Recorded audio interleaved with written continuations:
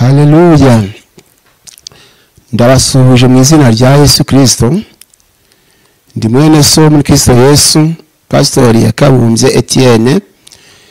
Nkaba nk'umuntu w'Imana muri ADPR, muri paruwasi ya Rundoyi, mu karere ka Rutsiro, ho mu ntara y'Uburengerazuba. Uyu mwanya niyumvisemo ijambo ry'Imana riboneka mu butumwa bwiza uko bwanditswe na Yohana igice cya 17 umurongo wa 4. Ndashaka kuganira n'abakozi b'Imana bafite imirimo itandukanye mu itorero, abapastori, ababwiriza butumwa, abaririmbyi, abadiakoni n'abandi Imana ashimye kugira abakozi bayo. Turasoma rero muri Yohana igice cya 17 umurongo wa 4.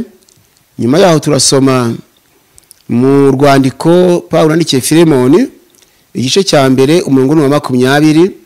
Dukomeze twumva gushaka kw'Imana. Yohana ubutumwa bwiza igice cya 17 umurongo wa 4 handitswe ijambo ngo nakubahishije mu isi kuko narangije umurimo wampaye gukora. Nakubahishije mu isi kuko narangije umurimo wampaye gukora.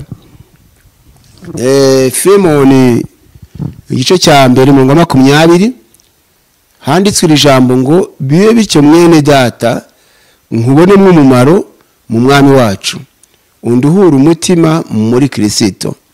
Haleluya. Ndayo mbanze nsenga Imana. Imana data twesoraho, ndagushimira mu izina rya Yesu. Aka kanya iri jambo ukunze ko nsoma ngusabye imbaraga ndetse n'umwuka wera ngo anyobore, mbashe kwisobanura uko ushaka, abanteze amatwi babashe kumva icyo bashakaho. Urakoze cyane kuri abana nanjye kuva ntangiye kugeza nsoje nkabona ko kwawe. Gushimiye kubyumvise, nsenze n'ize zino rya Yesu, amen.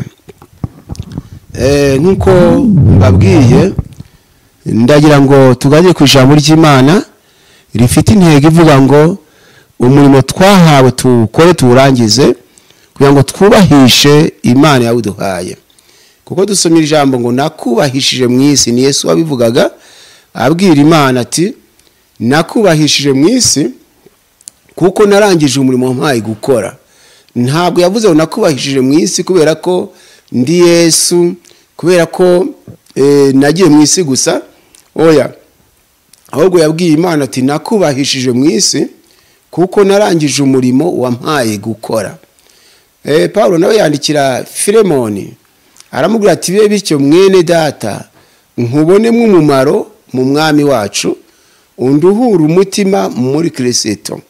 Aho ndaza kwagera mu kanya, ariko mbere yuko nkomeza, nkuko nkunda kubivuga, ni Imana imwe yaduhamagaye, ariko imihamagaro yacu iratandukanye, kandi kubera ko imihamagaro itandukanye no gukora kwacu kuratandukanye. Ku ruhande rwanjye nagiriye ubuntu ndi muto, natangiye kumva ijwi ry'Imana rimpamagara mu mwaka w'1968. Nari maze imyaka 7 mvutse. Icyo gihe nabanaga no gukubyara mama, nabaye imfubyi kandi maze ukwezi kumwe mvutse.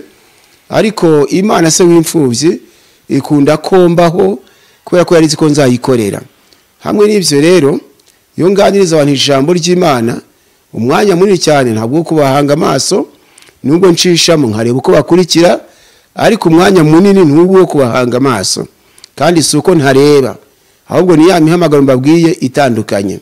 Iyo maze kumva ijambo ry'intego, umwuka wera rishyize ku mutima ndarisoma.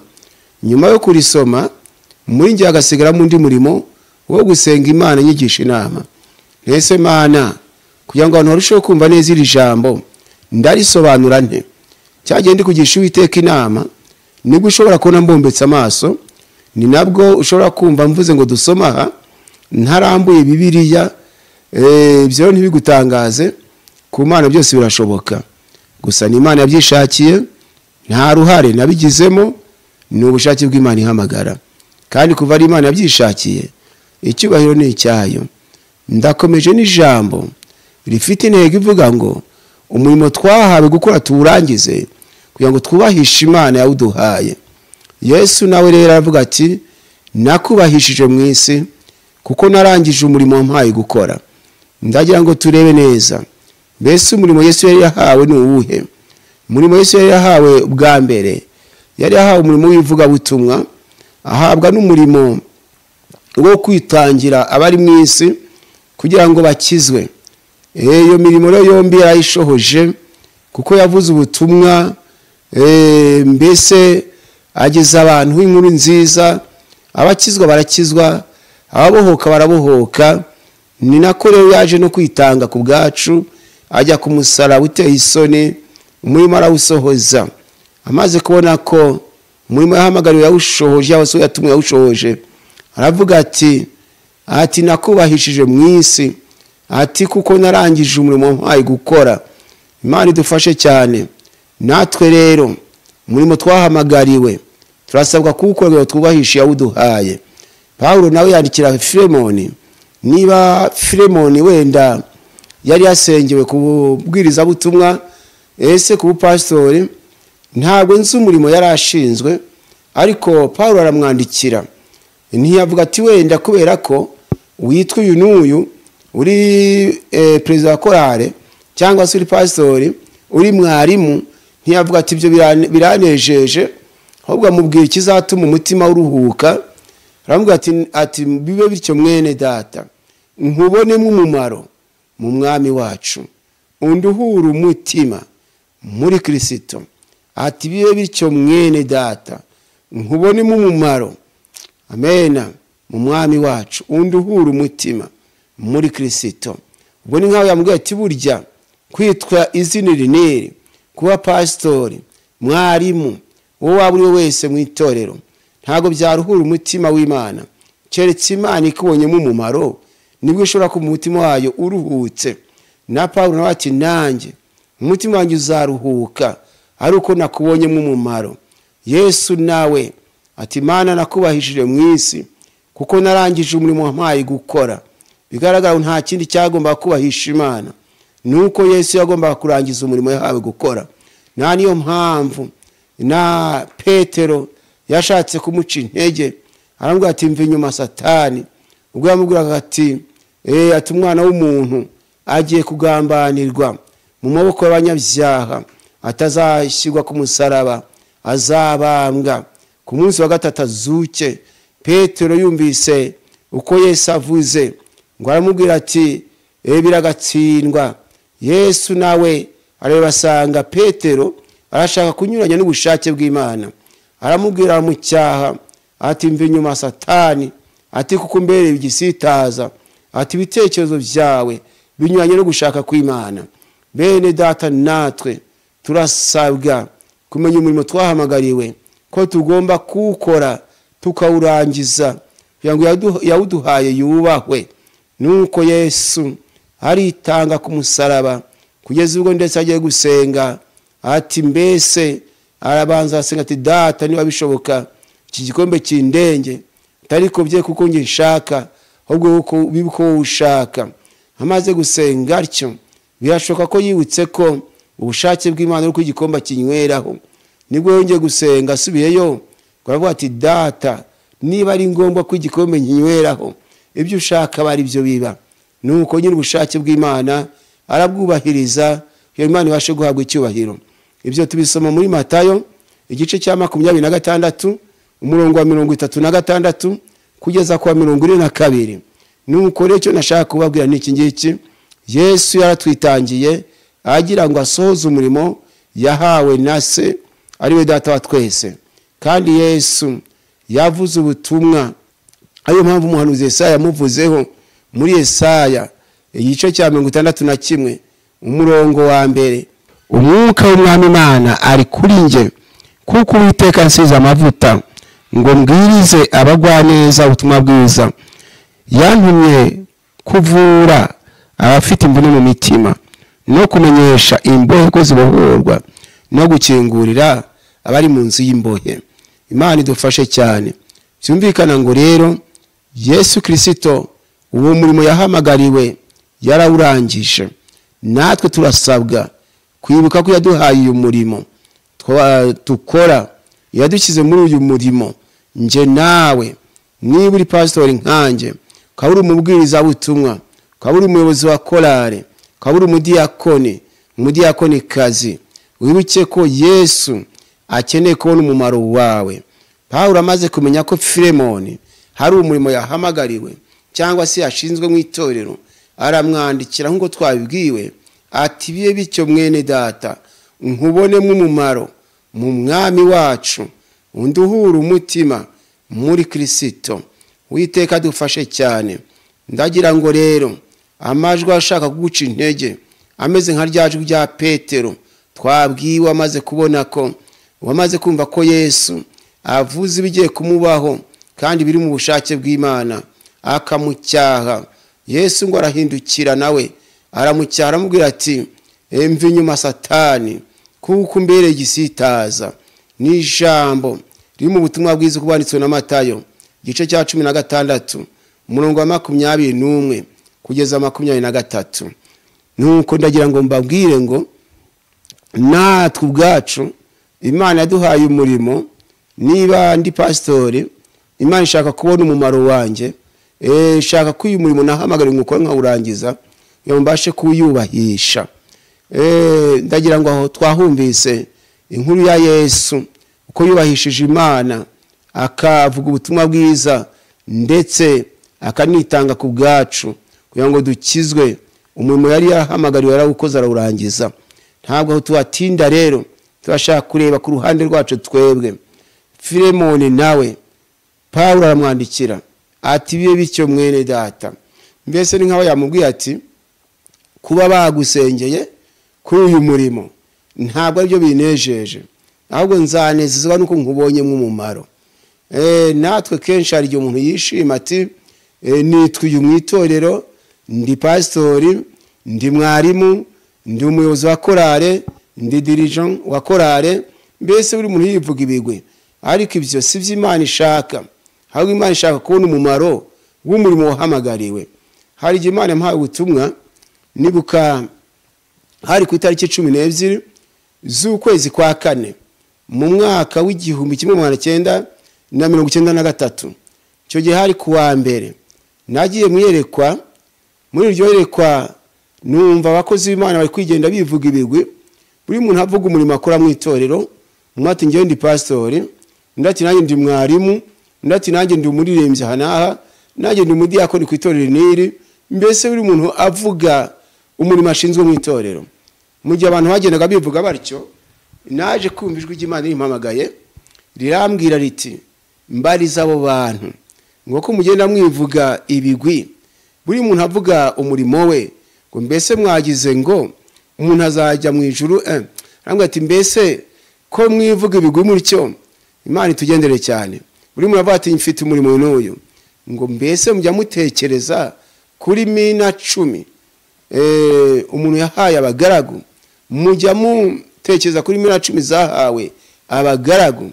Nuko nza gutekereza, nuko ijwi ry'Imana yambwiye tuzababaze ngo mujya mutekereza kuri mina 10 zahawe abagaragu, ngo mbese niba muzitekerezaho mujya musanga nyiri kuziha abagaragu yashakaga iki. Bene data, ntagiye kure nyine gutanga mina aziha abagaragu nkuko tubisoma mu butumwa bwiza bwa Luka igice cya 19 uhereye ku murongo wa 11 kugeza ku 26. Nyiri gutanga mina icyo yashakaga ni inyungu, ndetse no mu gihe yagarukaga ntabwo yaje abaza mina yatanze, ahubwo yaje ashaka inyungu ya mina yatanze. Igaragara ngo ntabwo yaje abaza ati ndashaka, ntiyabaje wahaye mina 5 ati nzanira za mina zanjye. Oya, ahubwo yaje kuba ati wowe nahaye mina 5 nyereka inyungu. Wowe yahaye mina 2 yaje amusaba inyungu, wowe yahaye mina 1 nawe yaje amusaba inyungu. Bisobanuye ngo umurimo mfite uko wawe umeze kose databuja akeneye inyungu yawo. Bityo rero nawe urebe uti mbese uyu murimo nshinzwe, mbese hari mfite inyungu nakwereka yawumpaye, kuko nicyo gikenewe kugira ngo Imana ibashe kubahwa. Ndagira ngo dutekereze, mbese inyungu ikenewe muri uyu murimo ni iyihe? Imana irashaka ko nanjye nakora uko nshoboye kose kugira ngo abantu babashe gukizwa kubw'ijambo Imana yanshyizemo.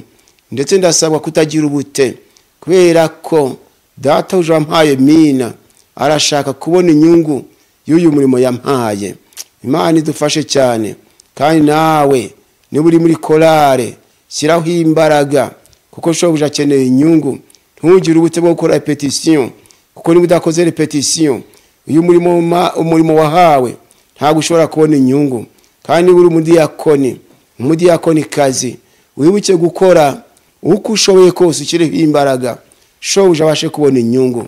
Uwiteka dufashe cyane. Ndashaka guhera ku mupasiteri ushakira Imana inyungu ku bw'amina yahawe, n'ugerageza gukora uko ashoboye kose akakurikirana abakristo ashinzwe, nk'uko dusoma mu gitabo cy'Imigani igice cya 27 umurongo wa 23, hakatubwira ngo gira umwete wo kumenya uko imikumbi yawe imeze kandi ufate neza amashyo yawe. Gira umwete wo kumenya uko imikumbi yawe imeze kandi ufate neza amashyo yawe. Bisobanuye ngo umenye ngo mbese mu itorero habuze mwiki, abakristo bafite intege nke ni bande. Gira umwete wo kumenya uko imikumbi yawe imeze. Imana ituyenderere cyane. Nuko umenye uti mbese ahari abakristo nyoboye bahagaze bate, mbese bakomeye bate mu gakiza. Nuko numara kumenya ko hari ikibuze muri bo, nawe ushaka umuti w'icyo kibuze, tindakora ni kugira ngo bishoboka ikibuze kibashe kubonekamo. Ikindi ngo kandi ufate neza amashyo yawe. Bisobanuye ngo abuyoboye ntubayoboze igitugu, cyageze kubaha agaciro, nawe umenye ko hari abantu nkawe. Ikindi wibuke ko agaciro ufite ari bo. Impamvu witwa pastori nuko hari abuyoboye, ubabuze ntabwo wabukizwe pastori. Impamvu witwa mwarimu nuko hari abuyoboye, uramutse utabafite ntabwo ushobora kwitwa mwarimu. Bityo rero ugomba guha agaciro abuyoboye. Ngo gira umwete wo kumenya uko imikumbi yawe imeze kandi ufate neza amashyo yawe. Ujye wibaza uti mbese kanaka ahagaze ate muri iyi nzira, nyirakanaka ateye ate, none ukurikirane, kuko shobuja waguhaye mina arashaka kubona inyungu. Nizere ko nteza amatwi. Umuntu umeze atyo n'uvuga ati ariko se hagize ucika intege bitewe nanjye, Imana ntiyazabimbaza. Hagize usubira inyuma bitewe nuko ntamwitayeho, Uwiteka azabimbaza. Niringire kunyumvise. Turi ku ijambo ryitwa rero kubonekamo umumaro ariyo nyungu ikenewe. Nuko niringiye kuri kunyumva. Ndashaka kuvuga nanone kuba diakoni. Umudiyakoni ushakira Imana inyungu, nuko uko ashoboye kose yabona hari umushyitsi akaba yamwegera akamubaza atese nta mwambaro ufite namesa, kuko aragira ngo ashakire Imana inyungu. Umeze atyo nuvuga ati ariko se abashyitsi bagiye batuvuga nabi, ari nje biturutseho, Imana yambona ite? Agakora uko ashoboye kose kugira ngo ibikenewe bibashe gukorwa, kuko aragira ngo mina yahawe ibone inyungu.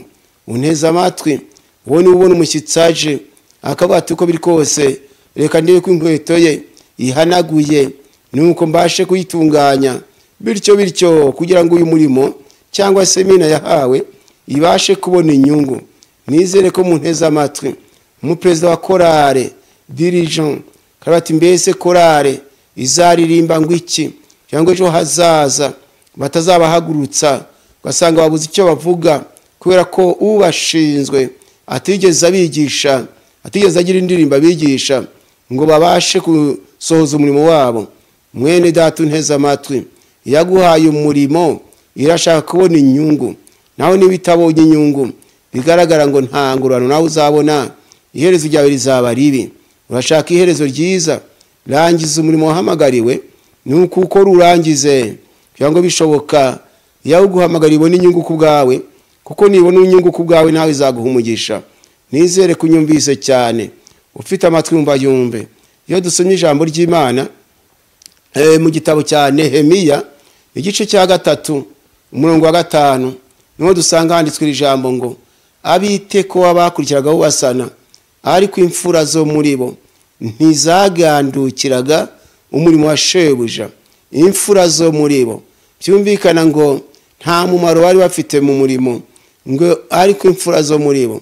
Icyo jambo raryumvise neza ngo abiteko bakurikiraga basana, ariko imfura zo muri bo. Imfura, ijambo imfura n'abakuriye abandi. Ijambo imfura urasaba kumenya icyo rishatse kuvuga, ngo ariko imfura zo muri bo ntizagandukiraga umurimo wa shebuja. Bene data mu nteze amatwi, hari ijambo riri mu gitabo cy'Imigani gice cya 17 umurongo wa 7, Imigani 17 umurongo wa 7, niho hatubwira ngo imvugo itunganye ntiyizihira umupfapfa, ariko cyane ururimi rubeshya ntirukwiriye imfura. Imvugo itunganye ntiyizihira umupfapfa, ariko cyane ururimi rubeshya ntirukwiriye imfura. Imfura bigaragara ngo isabwa kwirinda cyane, kuko imfura ijambo imfura bita firstborn mu Cyongereza bisobanura ngo wavutse mbere. Iryo jambo nyine imfura wasoma cya jambo twasomye hariya nyine ngo abiteko abakurikiraga basana, ngo ariko imfura zo muri bo ntizagandukiraga umurimo wa shebuja. Imfura zo muri bo, Bibiliya y'Igifaransa ivuga ngo mais leurs principaux ne se soumirent pas à l'œuvre de leur Seigneur. Ngo ariko abakuru babo, leurs principaux ne se soumirent pas à l'œuvre de leur Seigneur. Ngo ariko abakuru babo ngo ntibagandukira umurimo w'umwami wabo cyangwa se umurimo wa shebuja. Iryo jambo ngo ariko abakuru bo muri bo, niko mu Gifaransa nyine bisobanuye, cyangwa se abakuru babo. Mu Cyongereza ni ijambo rivuga ngo but their nobles did not put their shoulders to the work of their Lord. Nuko bisobanuye ngo ariko imfura zo muri bo ngo ntizashyira intugu ku murimo wa shebuja. But their nobles did not put their shoulders to the work of their Lord. Yego bigaragara ngo ariko imfura zo muri bo ntabwo zashyize intugu zazo ku murimo w'umwami, cyangwa se umurimo w'umwami wabo. Ba Kristo bene data, kugira ngo umurimo tubashe gukura neza, dusabwa kumva uturemereye. Mbega nkumva kuri ku bitugu byanjye, nawe kumva kuri ku bitugu byawe. Iyo umuntu yaremerewe n'umurimo, nibwo usanga ukora ukunze, kuko uramuremereye.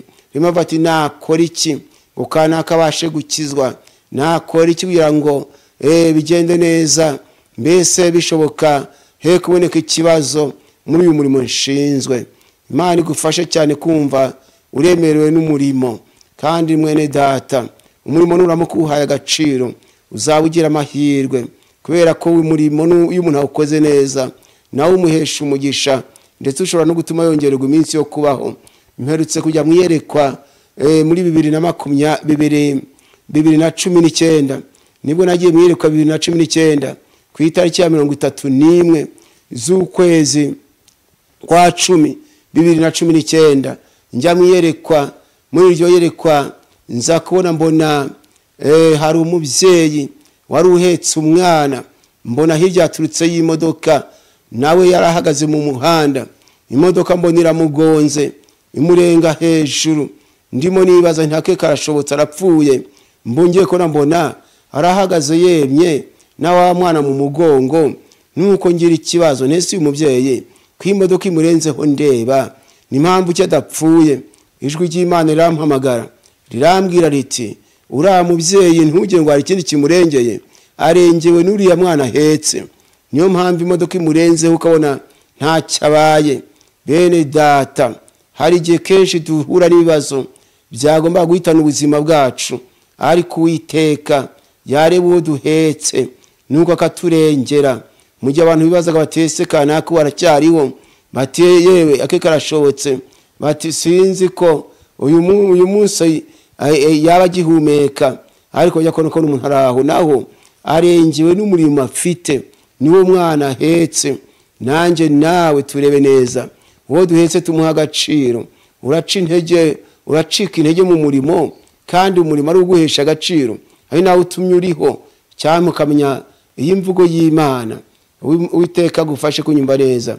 Mbese ahari ubwo butumwa arabwumvise, ngo impamvu uriya mugore adapfuye, imodoka ikaba imurenze hejuru bireba, burya nta kindi kimukijije n'uriya mwana ahetse. Imana igwe kunyumva neza. Haje tureba tukabona umuntu ararwaye yari yagezeyo rwose tukabona byarangiye, ariko mukanya tukabona Imana iramuhembuye. Burya nta kindi gitumye Imana imuhembura, biraterwa na wa mwana ahetse na wa muri mashinzwe. Imana igwe kunyumva neza. Ngo abitekowa bakurikiragaho basana, ngo ariko imfura zo muri bo. Iyo rero usanga abakristo bafite ikibazo, bati twari dukunze umurimo, twari dukunze gusenga, ariko tubuza abayobozi niyo badutangarije ngo tuzaje gusenga tujyeho ntitubabone. Twari dukunze korale, ariko tubuza abatwigisha. Nuko bigaragara ngo perezida wa korale atangaza ati ku itariki ni tuzahura, abaririmbyi bakaza ntibamubone. Iyo ni imfura itagandukira umurimo wa shebuja. Nuko bati dirigeant aravuga ati tuzaje kwiga indirimbo, ariko twajya tukabura twigisha. Urasabwa kumenya iyi message nguha, shaka uburyo mina wahawe shobuja abone inyungu yayo. Witeka dufashe cyane badiyakoni kazi, mwibuke mina mwahawe ko shobuja akeneye inyungu. Icyo akora ngo tubashe kubona inyungu, ndagira ngo mbabwire ijambo tuzubahiriza kugira ngo Imana ibashe kubona inyungu yacu. Dusoma Abafilipi igice ni cya 2 umurongo ni wa 14 n'uwa 15. Handitswe ijambo ngo mukore byose mutitotombana, mutagishanye impaka, kugira ngo mutabaho umugayo cyangwa uburyarya, mwabana b'Imana batagira inenge, hagati y'abigiye kigoramye cy'ubugoryi, abo mubonekeramo nk'amatabaza mu isi. Mukore byose mutitotombana, mutagishanye impaka, kugira ngo mutabaho umugayo cyangwa uburyarya, mwabana b'Imana batagira inenge, hagati y'abigiye kigoramye cy'ubugoryi, abo mubonekeramo nk'amatabaza mu isi. Icyama tukamenya ikiri jambo rishatse kuvuga, mukore byose mutitotombana. Bigaragara ngo niba ari ukubaka urusengero, niba ari ukwakira abashyitsi, mukore byose mutitotombana. Niba ari korale ikeneye ikeneye uniforme, umwambaro wo kuririmbana, umwambaro wo gukorana umurimo, nuko mukore byose mutitotombana. Hataboneka abavuga ngo barageragejwe, abitunganya bati baraturushya. Wibuke ko yaguhaye mina ishaka n'inyungu yayo, icyo gitekerezeho. Uramutse ukoze icyo uzabugira amahirwe, ariko nugira kwitotomba wibuke ko uzaba uri kuruhira ubusa. Nizere ko nteza amatwi. Gusa rero mbabwire bene data, kuri iki kintu cyitwa gukora byose tutitotombana, bishatse kuvuga ngo duhuze, dukora umurimo w'Imana duhuje, twemerana n'umurimo tuwemera kimwe, tuha agaciro kimwe n'icyo Uwiteka dushakaho.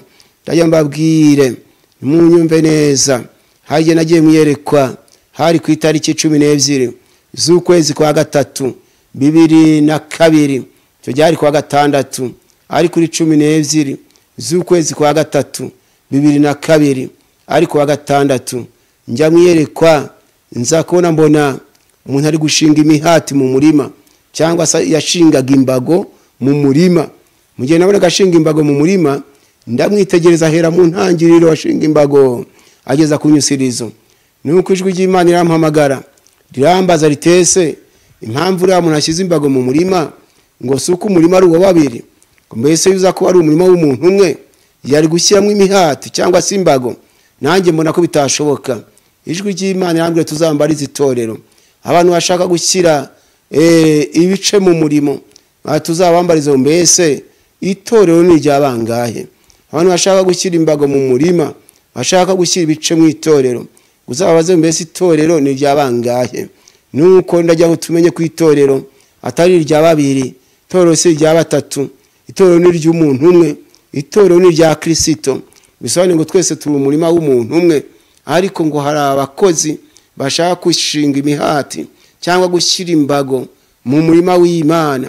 Nibwo naje kuvuga ngo dore uyu muntu ushinga imbago mu murima uko ateye, ngo birashoboka ko umuyobozi umwe atanga inama ati dukoze gutya itorero ry'Imana ryazamuka. Atari ko wa undi nyiri gushinga imbago hirya agaca abantu intege, ngo ariko bijya pastor yavuze mwabyumvise mute? Hirya se mwabihaye agaciro?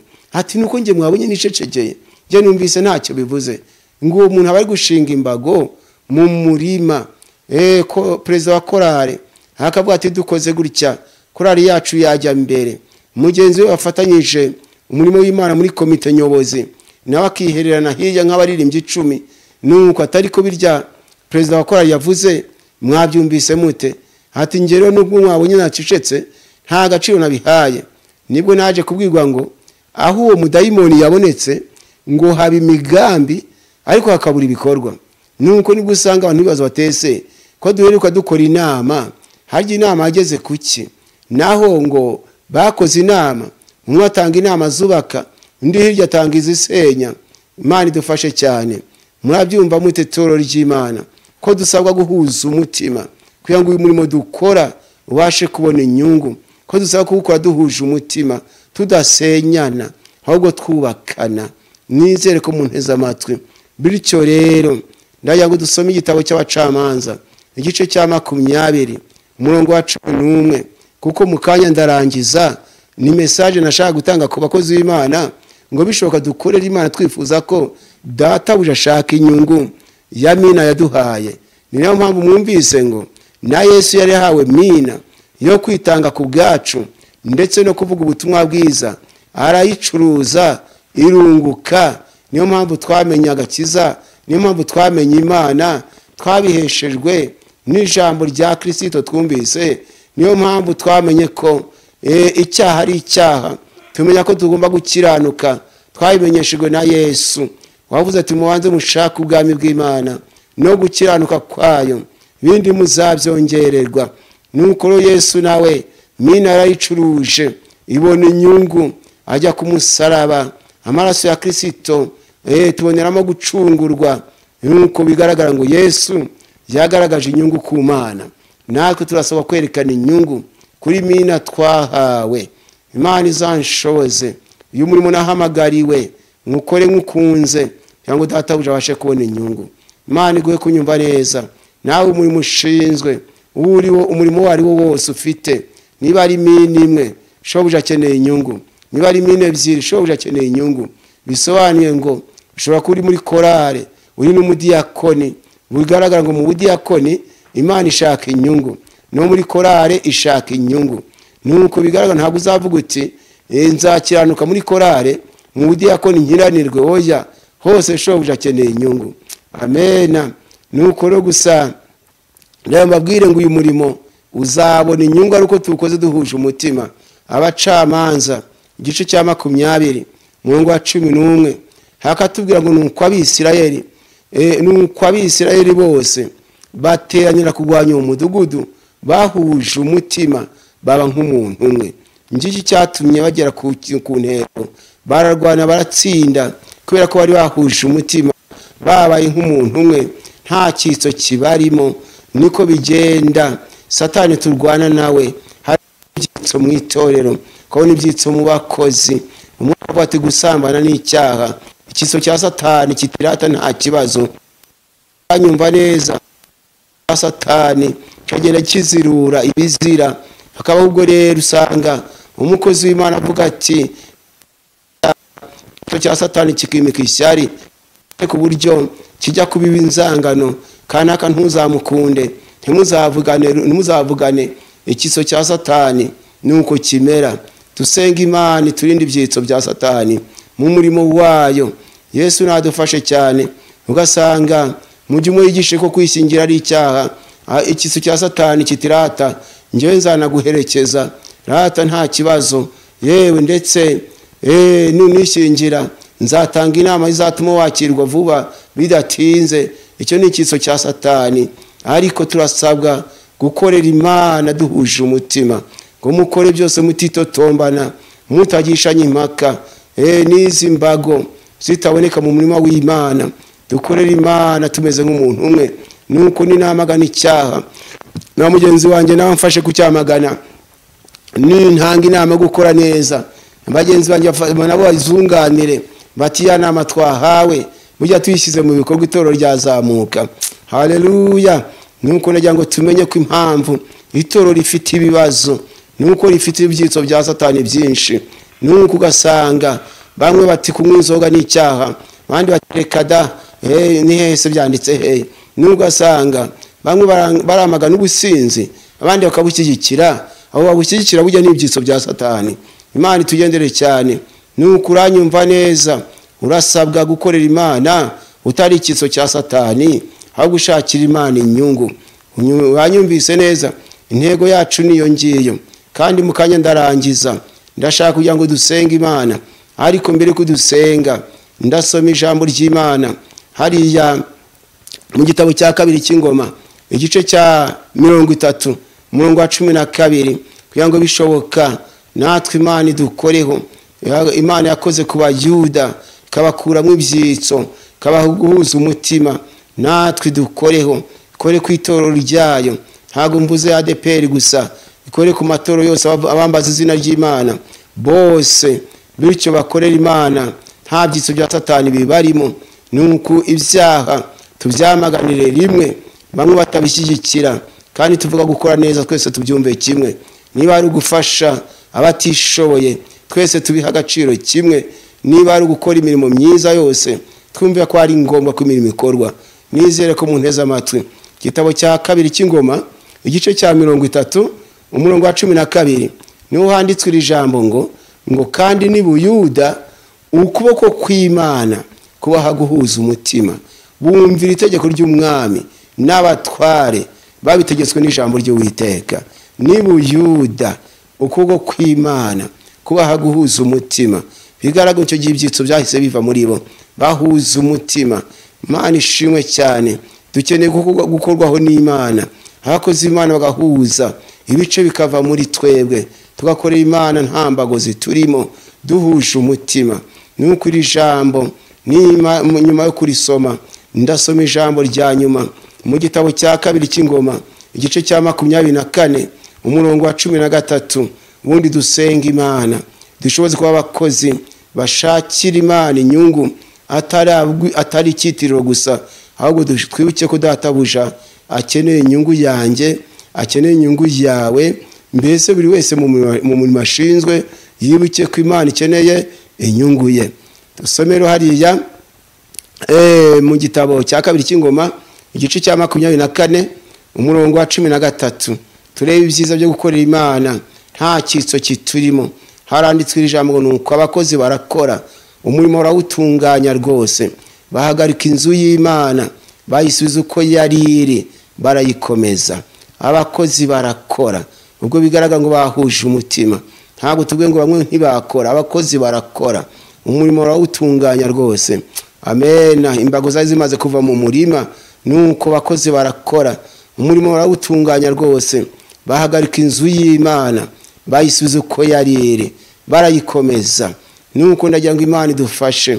N'iri jambo numvise naha abakozi b'Imana bagenzi banjye, ngo uyu murimo twahamagariwe tuwukore dushakira databuje inyungu, kandi tuwukore tutitotombana, tutagishanya impaka, nta byitso bya Satani biri muri twe, ahubwo twese duhuriza hamwe kurwanya icyaha, duhuriza hamwe gukora iby'Imana ishaka, duhuriza hamwe guha agaciro umurimo twahamagariwe.